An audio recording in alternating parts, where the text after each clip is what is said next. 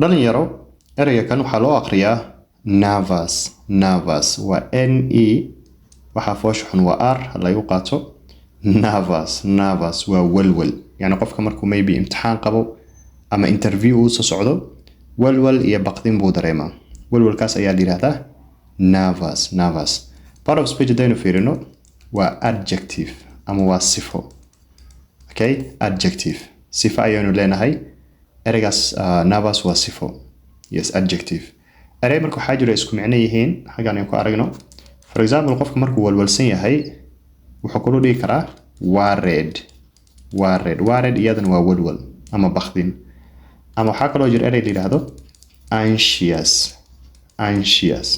marka labadan erey waxay ka dhow yihiin macna ahaan ereygaas nervous.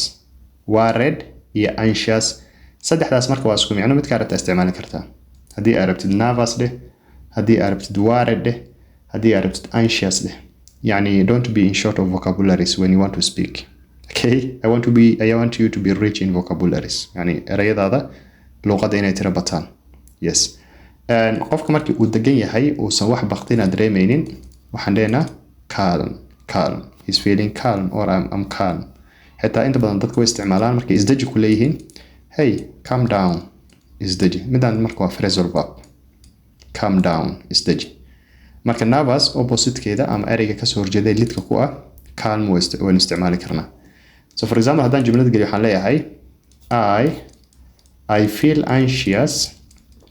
I feel anxious walwal baa dareema before exams, imtixaanaadka ka hor.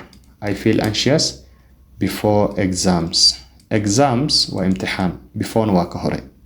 I feel anxious before exams.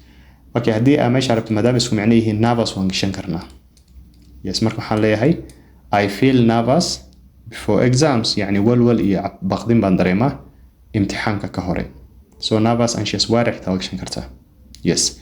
So I'll stop it here. ereygan jumlada soo gali isku soo day, commentiga igula wadaag, and then waan fiirin inshallah. Until next time, stay safe and God bless you. Ciao.